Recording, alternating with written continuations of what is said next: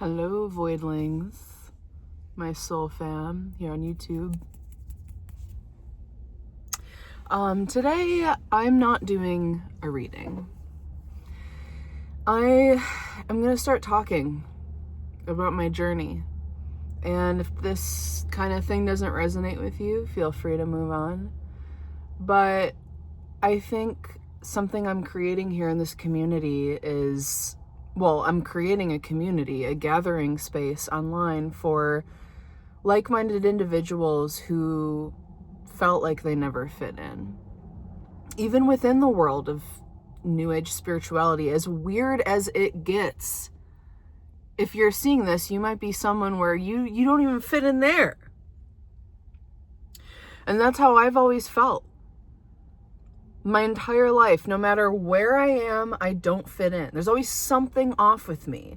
I'm a freak when I'm out in the country, but when I'm in the city, I'm not weird enough. And I'm, too spiritual for some spaces, but in other places, I'm too worldly. It's like I am truly a multi-dimensional being. And so are you.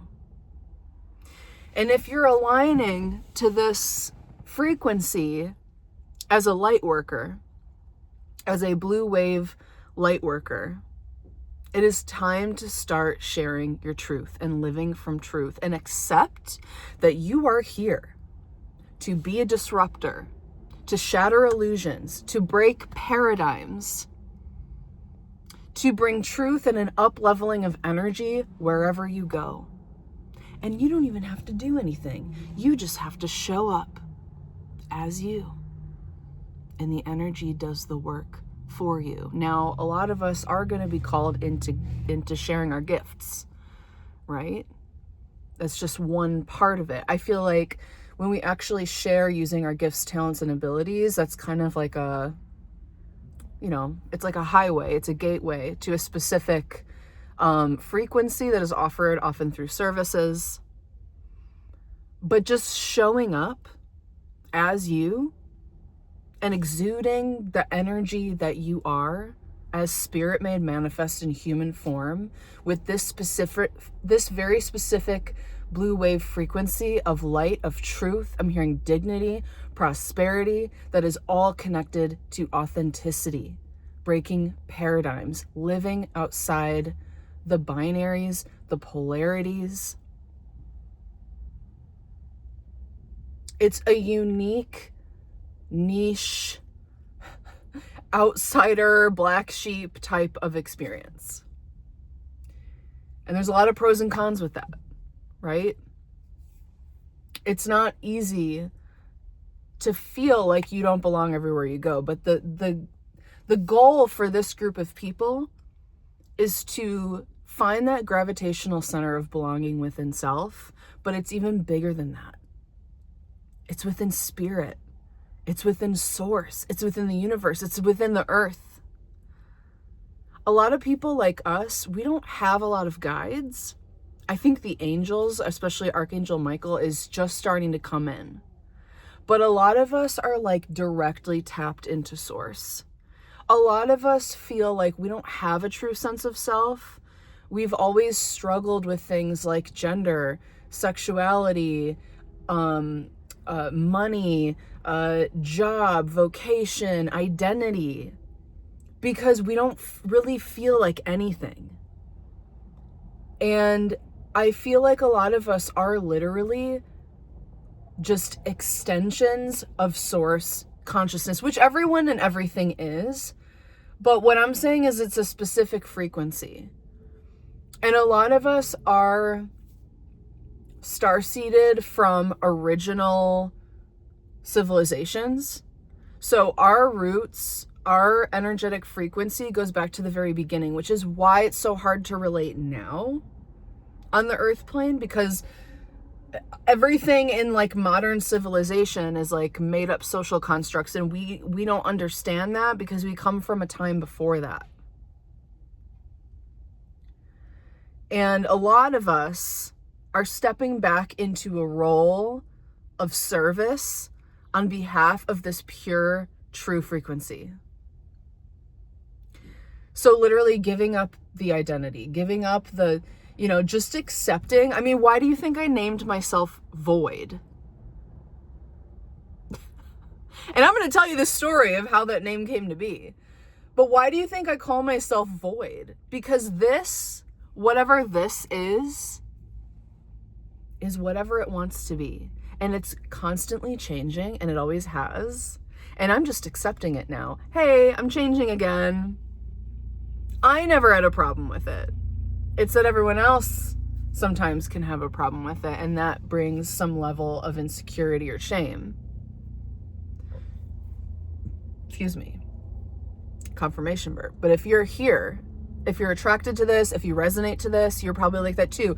It's like transformation after transformation, because you're constantly grounding that source energy that's forcing you on a human level to transmute energy, which is creating a ripple effect around you to transmute energy. This group of people that I'm connecting with, we are literally lightning rods of information and energy, clearing energy. We're, everyone is a walking crystal, but for some reason, this group of people that I'm connecting to, it's like we are supercharged.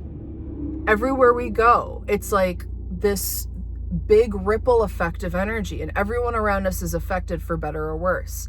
You might be like me, where every time I start a job or I enter a group of friends or whatever, it's like anytime I enter a new space, everything changes.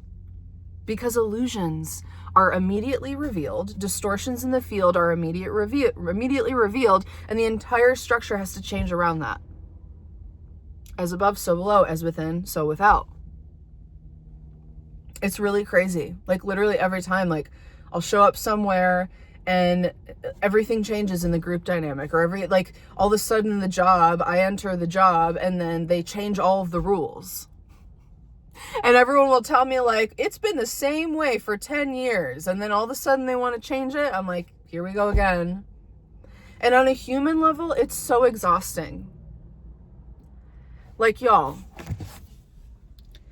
I got all my shit packed. I am literally hitting the road again.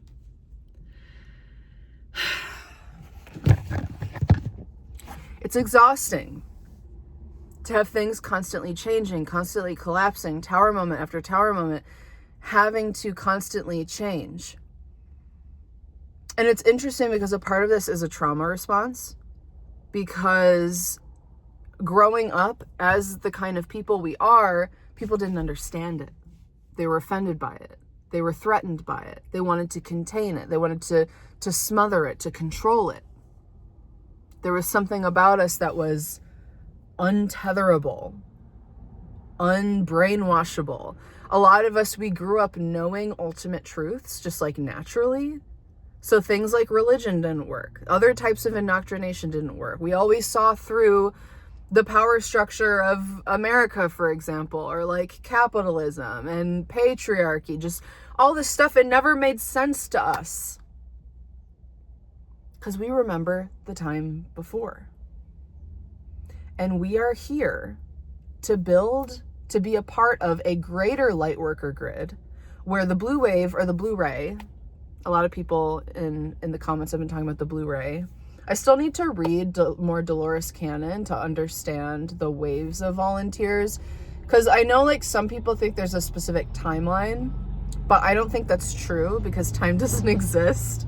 And I think these frequencies, as reflected in, light rays and the prism, right, of like the rainbow light waves, they always exist. They're not just going to incarnate at different times. That doesn't make sense to me. Like every generation has these different, resonant frequencies within it. It's not just going to be like each generation has its own. No, that's not how it works. All the colors always exist. It's just, what are you emitting? What are you grounding? What is your specific genetic, astrological, cosmic makeup grounding? Because by the way, your astrology chart, that is your specific collection of archetypes that you are grounding for source energy into the 3D, into the physical. All of these things, your purpose, your destiny, the archetypal energy you hold, the things you resonate with, all of this is just one small aspect of the whole. And what you are born with, what you incarnate with, that is your slice of source consciousness of what it is wanting to, or not even wanting to. It's just a part of the expansion of consciousness. Because that is the goal here, by the way. This is not a learning school. We are not here to learn lessons. Learning lessons is just a part of being incarnated. The big, big, big picture is that consciousness is simply expanding.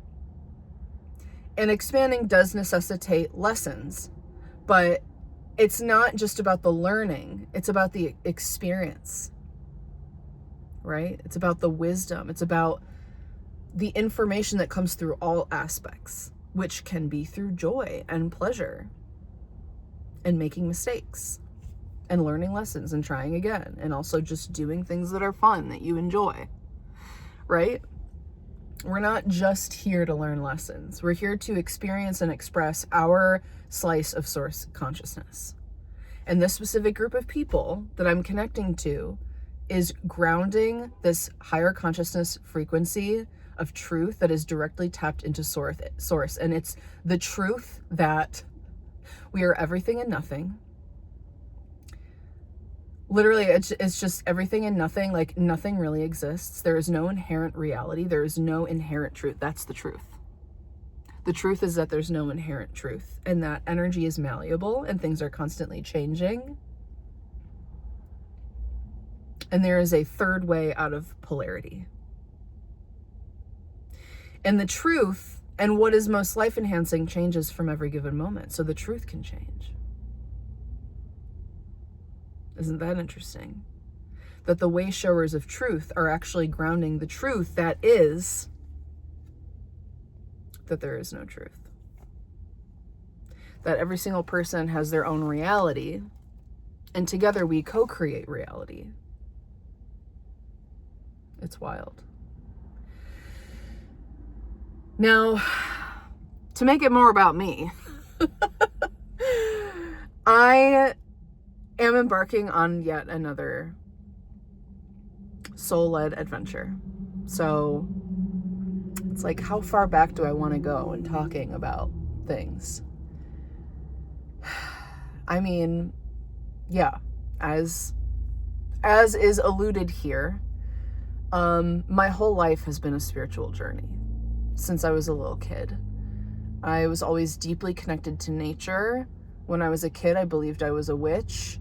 I was always very attracted to magic and fantasy and fairies and just whimsy and magic and spirituality always surrounded me. And I grew up in very strict evangelical Christian circumstances that really traumatized me on the level of spirituality. And what happened was I had this very natural, direct relationship to God, to source as a child. And then, organized religion kind of beat it out of me in a way, because I could see through the falsehoods.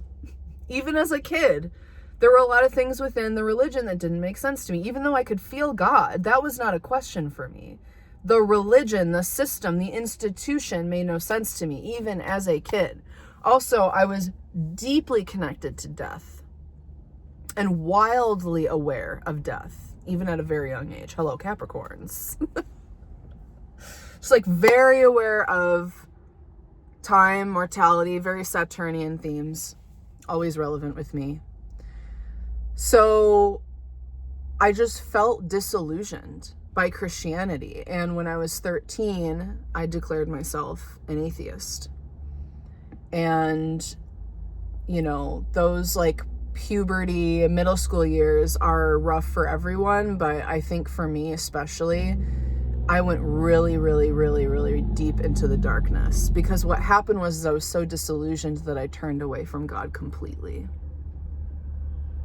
because of what religion told me, which was that, we're all evil sinners and we have to spend our lives repenting in order to someday go to heaven, right? Which is future faking, by the way. And I was just so traumatized on a spiritual level. I kind of threw all the babies out with the bathwaters.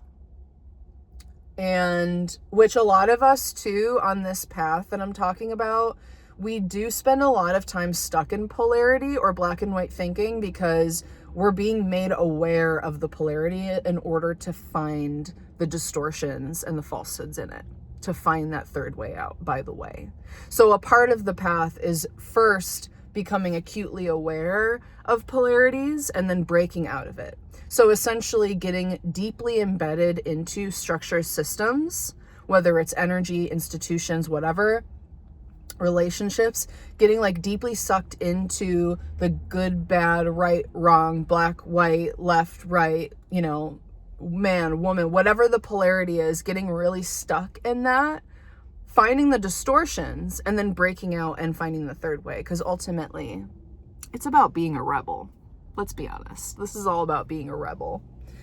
So it's like we might feel led to like really try to fit into one of those boxes. And then when that box doesn't feel right, we go into the other box. And then we go in that box. We're like, wait, this box doesn't feel either. Oh, wait, none of the boxes feel right. I have to create my own box. That's literally, if you're a blue wave, blue ray being, light seed, light worker, starseed type person, you're meant to create your own boxes. You just are your own box. That's what I'm saying. No matter where you go, you don't fit in. It just is what it is, okay? So anyway, I denounced Christianity at age 13. And then I had a weird experience where 3 nights in a row, I was visited by a light being. And it was pretty traumatizing on the level that, I was 13 and I had a lot of supernatural experiences throughout my childhood. I was naturally psychic. I was like seeing people being healed in their dreams, and then it came true. Like I was used to supernatural activity. Not that I was comfortable with it, but I was used to it. But this was like another level. Like I had seen ghosts before. I had experienced weird shit, things moving. This was another level. And I also had really bad sleep paralysis all throughout my childhood and into adulthood. So I know the difference between a sleep paralysis experience and something that's supernatural that's happening when I'm awake, okay? I have to preface that because people are always like, you're probably having sleep paralysis. No. I know all about sleep paralysis, honey. Like, I am an expert. I used to have it all night, every night, especially in high school. Like, I could never actually fall asleep, and I had severe insomnia because every time I would almost fall asleep, I would go into sleep paralysis. And so I was just up all night in this state of fight or flight. It was horrible. And I think it was spiritual attacks. I think at some point there was, for a while, a dark entity attached to me. And I have a feeling it has to do with my bloodline. I'm not sure. I've never really figured it out, but I don't even like to talk about it because it gives it energy and I can feel it. It's repelled. It's been exorcised. Okay. That energy is not around anymore. I'm fully committed to the light. But for a long time, there was an entity attachment that is no longer present. But I don't think this was that either. This is something that I still can't explain. And I have like certain inklings about, but I still don't really know what it is. And I looked it up. I've looked up light beings, whatever. I've never really found any good examples of this anywhere else. So let me just explain what happened to me. So my bedroom at the time was like the den. It was in the middle of the house, and it would get really hot in the summer and really cold in the winter. There was always circulation problems. So I would always keep the doors open when I was sleeping just for airflow. So I'm 13. My bed faces the door, which faces a long hallway that there's a bathroom at the end of the hallway. Perfect setup for a scary horror movie moment, right? You wake up in the middle of the night, something's walking down the hallway towards you. Yeah, that's what happened. But so it happened 3 nights in a row. The first night, it was this light being. It was like a humanoid shape. It was very tall, slender, long limbs, kind of classic, like gray alien vibes, but like it didn't have a face. There were no eyes. There was no gender like symbology on the body. It was like just a humanoid being that was emanating pure light. And I could call it like maybe like a blue light. It was like very like white, blue, white light. And I was walking down the hallway towards me, and it was the kind of thing where like I woke up just because my body was sensing a presence, because I'm extremely sensitive. Like I always joke that like if I don't wear earplugs to bed, like I'll wake up in the night if I hear someone cough in a room in a house down the street. It's like that's how sensitive I am, especially with hearing, but also sensing. Like I have a tendency, like if I'm in a house with a bunch of people, if one person in the house wakes up, I'll wake up too, even if we're not in the same room, even if I don't hear them. It's like I can just sense that someone has woken up, so I will wake up because I'm like sensing the energy shift. So that's what happened. I woke up because I sensed shifting energy, and I saw this light being walking down the hallway towards my room, and I got scared, obviously, and I went under the covers, and when I came back out, it was gone. Okay. Day 2, I just saw 21:21 on the clock. Day 2, same thing. I wake up in the middle of the night, I look up, and it's walking into my room. It makes it into the room, and then I go under the covers, and I come back out, and it's gone. Night 3, I wake up, and it's right next to my bed, and it reaches over and it touches my third eye. And then this is different. I don't go under the covers this time. I black out, and then all of a sudden I wake up, it's morning. And at that point I thought maybe I was dreaming, but I wasn't. It was so visceral, so real. And a part of me believes that it was me in another timeline, like trying to wake me up, because I was going through such a spiritual crisis at that time. I don't know if it was sending me healing energy. I don't know what it was. And it sucks because still to this day, I have like subtle PTSD where like sometimes when I'm going to bed, especially if I'm in an open room that doesn't have closed doors or walls, I'll just feel really anxious, like something's gonna show up. I do get that anxiety. So it's like, I wish that I had the courage, and maybe I will someday, but I wish I had the courage to like reach out and try to communicate, because it didn't feel evil. I was just scared because I didn't understand it, but it also didn't necessarily feel really good. Like I feel like there's a reason maybe I'm a little scared of it. I don't know. I think, well, obviously like the human part of me is kind of scared of it because it's something so unnatural. Like even for someone who had experienced so much supernatural activity, this was like so beyond anything like that I could conceptualize, that it shocked me. It scared the fuck out of me. And ever since then, I always would say, I would feel a presence and I would say, I don't want to see you. I don't want to see you. So I stopped seeing things. I stopped seeing spirits after that, and like other things. Like I kind of completely shut myself off to perception in certain ways. Like I would still feel the energy, and I still do to this day, but still to this day, I don't really see things because I shut that part of my senses off, because I was like low-key traumatized by this light being showing up. And I don't know if it was trying to help me, but it kind of, I don't know if that's what it was there to do, but it kind of fucked up if it wasn't. If it was if it was trying to open me up, I mean, it kind of closed me up a little bit. But yeah, and then after that, there's just like a series of things: the sleep paralysis, really deep depression. I mean, I was fighting for my life for 15 years, like truly 15 years of my life. It was like I had one foot in the door of death. And I did have situations where I went to the mental hospital. There was a lot of, I don't know if it was like low-key spiritual psycho. I don't know what it was. I think I was lost, and I was sensitive, and I do think that there's some sort of energy attachment that was trying to prevent my spiritual awakening, even though like, yeah, it was like I had like a couple little spiritual, I mean, I like I said, it's hard to say like when my first spiritual awakening was, because I always was just so open. And like as a kid especially, I had such a powerful connection to God, like even outside of religion.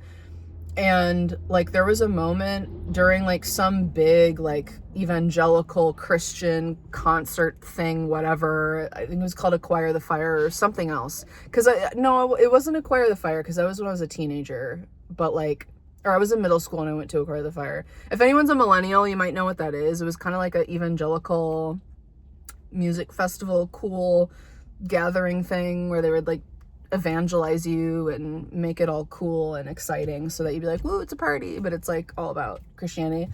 But there was something else that I went to, I think it was like 6 or 7, and sorry. And they asked like, does anyone feel called to serve? Stand up. And I remember standing up, and my mom like couldn't believe it, and everyone was clapping for me, and they all thought like I wanted to be a missionary. But I remember that. I remember that moment, and I remember that feeling. It was like, I knew since I was a little kid that I had a purpose here, that I had a big purpose, a big destiny. And, you know, I've never had stage fright. I've always been a performer, a musician, a singer. Like since I was little, like I was singing before I was talking. Like I always knew I had this powerful channel and this powerful energy and this call to serve and this desire to serve and like this big feeling of purpose. And then it was just like beaten out of me. And it's really sad. It still makes me emotional to this day. And I feel like I'm 36 years old and I'm just starting to come back to myself now. I have spent the last 11 years jumping from lifeboat to lifeboat. I was literally homeless for like 3 years, on and off, homeless, living out of a van, which I'm basically doing again here. You know, it was like kind of intentional because I was like, basically what happened. So yeah, the 11-year cycle is like me having to jump from lifeboat to lifeboat, because it was like every time I landed somewhere or like I got housing, something happened where there was like a conflict, or we were evicted, or there was always like some reason that I was pushed out.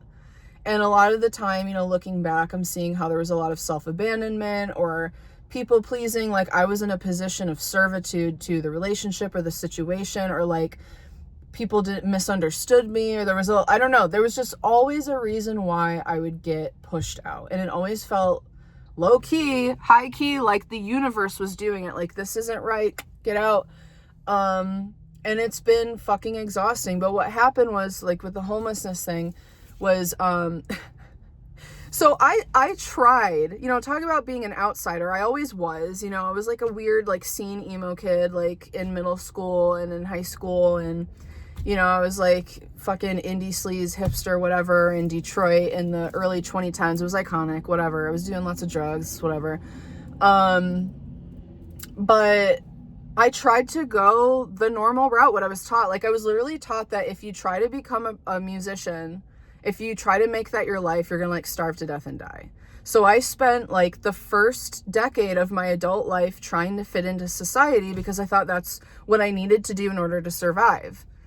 So I double majored and got a bachelor's, and then I went to grad school literally at like pretty much an Ivy League. I went to Georgetown in DC and got a master's degree. And it's like I went through all that just to realize like this is not what I even wanted in the first place. And now, of course, I have like over $200,000 worth of student loan debt. And this is like such a typical millennial story. Like I'm not special in this. A lot of us were like duped into getting all this debt to go to school for a degree that like we can't even use. Because of course, then when I graduated, it was like, there was a route I could have gone that was traditional. I actually was offered a good job. It's really crazy how like timelines work. When I think about that version of me that stayed on that timeline, like, holy shit. I'm sure that version of me is secure with a, you know, a cool apartment in the city somewhere, but couldn't be me. Couldn't be this one. Unfortunately, I fucking wish to God, or I did. Not anymore. I'm done with that. I'm done with that. I'm accepting who I am now. That's an old script. You see how I caught that in real time? My old script was, I want to be normal. I wish I was normal. Why can't I just fit in? Why can't I just do this shit? Why can't I just blah, blah, blah? I'm done with that. I have to accept it. I'm not the blah, blah, blah. I'm the this, whatever this is, whatever it wants to be in every moment, every day. I don't care anymore. I'm accepting who I am. And the universe is going to support me in that. I know it because I'm accepting it now.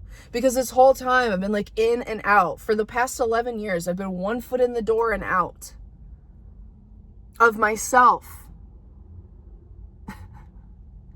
Literally. Been back and forth from inside and outside of myself. So I tried to go the normal route. I got the degrees. And then what happened was the end of grad school was literally my first Saturn return. I was 28 years old. This was 2018.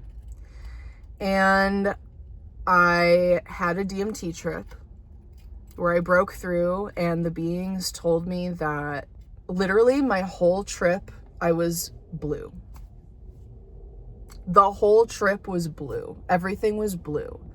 Everything was this color blue. Cerulean blue. Also, yeah, like on here, it was like this color blue.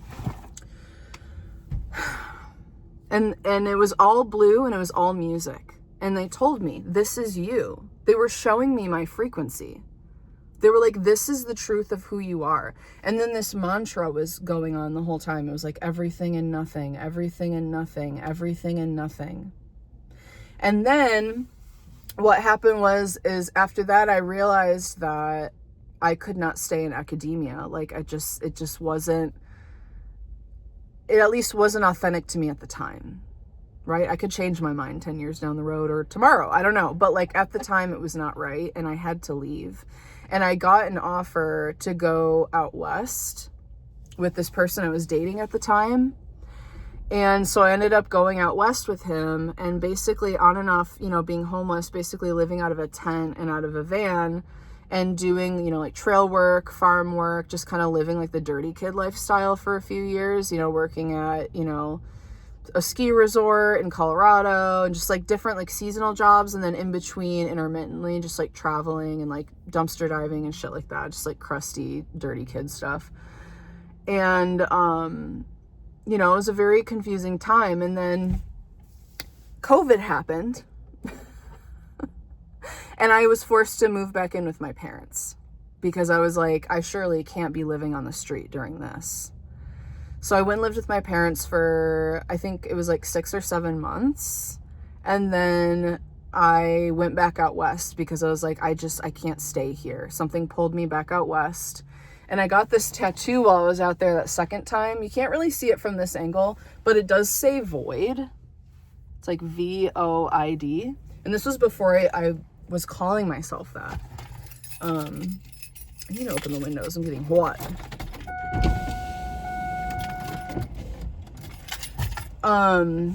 So I got void tattooed. Yeah. And that was before I called myself that.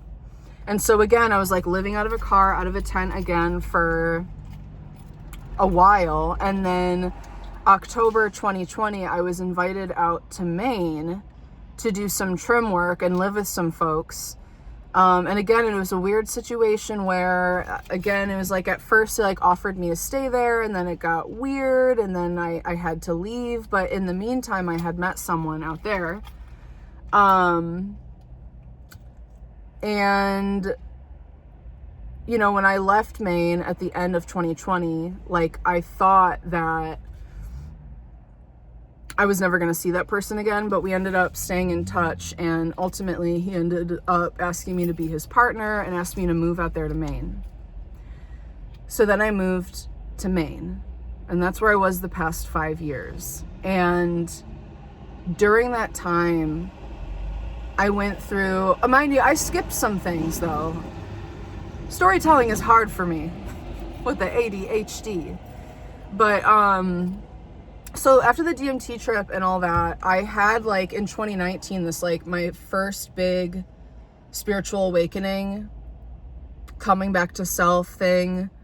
And I was doing a lot of meditation. It was like very like intentional. I was doing a lot of meditation, a lot of chakra work, a lot of shadow work, a lot of healing modalities, blah, blah, blah. And in that period of time, I ended up parting with that partner I had at the time that I had been traveling with.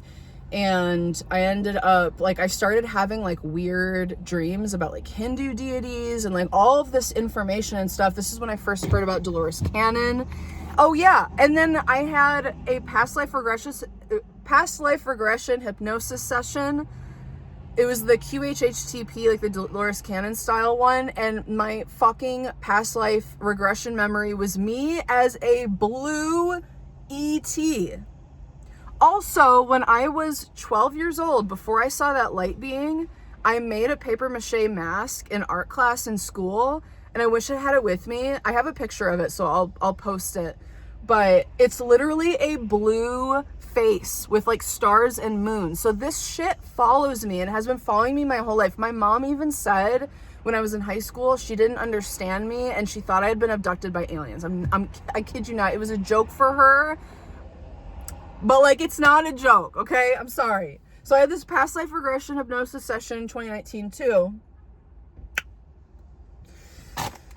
where I was like a fucking blue ET on another planet that had to escape with these other beings. I had this telepathic process where they like channeled like a silver craft and like traveled to what I think was Earth. And it's really giving like Lemurian, like the vision was like of like this deep, rich, like kind of rainforesty type environment. It was beautiful. Anyway, so that happened. And then like just one thing after another. So when I ended up going out to Maine, it was like a next level spiritual awakening. It was kind of like a phase. There was like that phase 1 in 2018, 2019. And then there was like a phase 2 in 2020 to 2023 that was like really deep shadow work. And then the past few years was like starting this integration. And there was a lot, I was doing really intensive trauma therapy work and doing a lot more like practical psychological deep dives into myself and like tangibly healing a lot of trauma, a lot of ancestral trauma, these kinds of things. And then everything again, it fell apart. And I was in Maine and I was like, finally, I get to have a life. Finally, I get to settle down and have a place to live and a partner and a job and a community and a family. Finally. Things are grounding and stabilizing, and then the rug was taken out from underneath me again. Things hit a wall with my partner. He broke up with me. And I lived in the Western Maine mountains alone all winter for 6 months. I had some roommates on and off, but they worked like a outside job that had them 1 week on, 1 week off. So I was mostly alone all winter and just like hauling wood and making a fire on the wood stove kind of deal and working a local barista job. And I did that for 6 months. And then I felt like I was hitting a wall and I had to leave. And my friend here in Detroit, my best friend from high school, she offered me a place to live. So I was like, okay, this is the only opportunity that the universe is providing, because I couldn't find, my 6-month lease was ending in that mountain house and I couldn't find other housing, and I had like a month time limit. Because that was another thing, is this place I was living, they told me I could go month to month after my 6-month lease, but then they changed their minds and they're like, no, someone else wants the room, you gotta go. So again, it's like, it's always like, I just get pushed, I get pushed, I get pushed, I get pushed. And it's always for some fucking transformation alchemy shit. And I'm low-key sick of it, but I'm also accepting it. Because let's be honest, all these things aren't truly meant for me. They're reflections of me. They're reflections of fragmented parts of different things that I'm healing. And also along the way, I am bringing out distortions in the people and situations around me. I'm at the whim of God's finger, I am. Right? My energy is being sent to where it's needed, and it's a reflection. It's a mirror. I get the healing and they get the healing, or they get the mirror. We both are getting the mirror, right? It's an equal opportunity situation. So here I am. I move all my shit back to Detroit, Michigan, and then guess what? That doesn't feel right. All the doors are closed. all these people I thought like would be excited for me to be there, like never reached out. I reached out to people, they never got back to me, or we made plans and then they fell through over and over again. And even like my friend that I'm living with, it's like she's so busy, like we're barely hanging out, and it's just like, what am I doing here? And I was like, okay, maybe I'm just here to like rest and release. So that's what I did for 3 months this summer. It was like May through almost the end of July here, because I'm leaving today, literally today. I'm on my way out of Michigan right now. I'm just stopped at a gas station to have a little snack and a chat with you. But yeah, I'm like, this isn't right. And there's distortions being brought out in my relationship with my friend, and it's all love. I love her, but it's just like, okay, I can't live here. And it's bringing me to this truth. You see how I have this like massive, like cyst, like pimple on my throat and my eyes. I'm having like eye issues. It's all my upper chakras are clearing out right now. But yeah, it's like I'm being brought to the realization that I've been in an 11-year cycle of low-key self-abandonment and like not truly accepting who I am and what I want, what I need, and also not really owning it and like kind of waiting for guidance. But like I have to create my own boxes. I have to create my own way. That's a part of being a blue wave way shower, is to do things differently and show the world how it's done. And I realized again, maybe I was throwing the babies out with the bathwaters, you know? And I don't know what this trip is about, but Spirit aligned it. I mean, there's like a wedding happening that I was on the fence about going to because my ex is going to be there, and I found out he's bringing a date, and I don't know if I can handle that, but I'm going to be seeing him and talking to him literally on the full moon in Aquarius next week, most likely, which is exactly conjunct my Venus to the degree, 6 degrees Aquarius, and conjunct Pluto, transiting Pluto within a 2-degree orb. That's crazy. The full moon and Pluto conjunct my Venus. And when my partner and I broke up, when my ex and I broke up last year, it was literally when Pluto was conjunct my Venus, but now it's retrograded, so it's going back.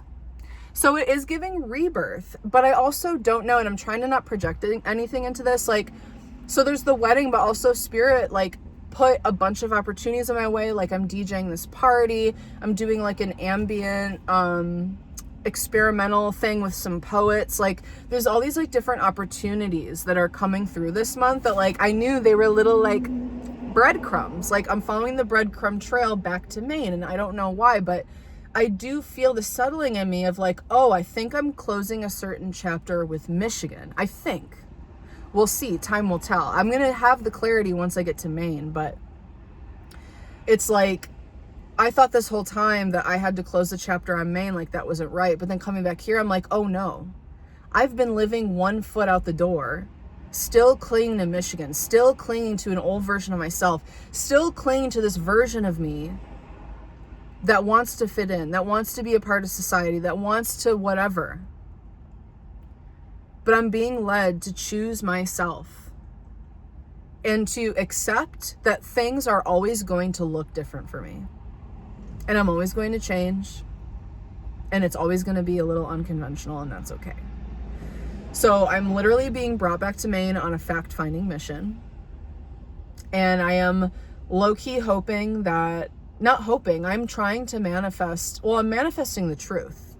And if it's aligned, to move back there, to find my own place and finally live for myself and no longer take like these like offerings that have invisible strings attached. Because it's like I've been going from lifeboat to lifeboat of like people wanting to help me, but it's always like there's always some sort of invisible strings attached, and it ends up with me self-abandoning in order to survive. You know, that's a part of my own scarcity mindset I've been trying to transmute, is like feeling like I have to do this to survive. But my job is to live and walk in truth and light. And I am testing that theory. I'm going to move forward doing only what feels right. Even if I have to be homeless until I have my own place because I choose it, that's what it's going to be. And I'm going to be a living testimony of what spirit can do when you really trust yourself, or not. See, there's still a little bit of a skeptic in me, right? It's hard to believe that I can just like be paid to exist and like live my truth and somehow still be able to afford food or like logic, like, you know, like all these like basic security needs, right? It's like we're trained in capitalism to believe that we have to sacrifice ourselves and our time and our energy and our health just in order to have like food and shelter, which nature provides for free, by the way. So crazy. Why are we still paying for our basic fundamental needs? Because of a few greedy motherfuckers? I don't know. None of that shit makes sense to me. Anyway, so if you want to join me on this fact-finding mission, on this journey for truth that I'm on, and to live authentically and have the universe provide for me, then stay fucking tuned. Tap in. Lock in. Cheers. And let me know in the comments if you have any questions for me, because I'm probably going to go live soon and I can do like a Q&A. So drop any questions you have for me in the chat, and I'd love to talk about any of this stuff more, but it's been 45 minutes. I got to get back on the road. Okay. Bye.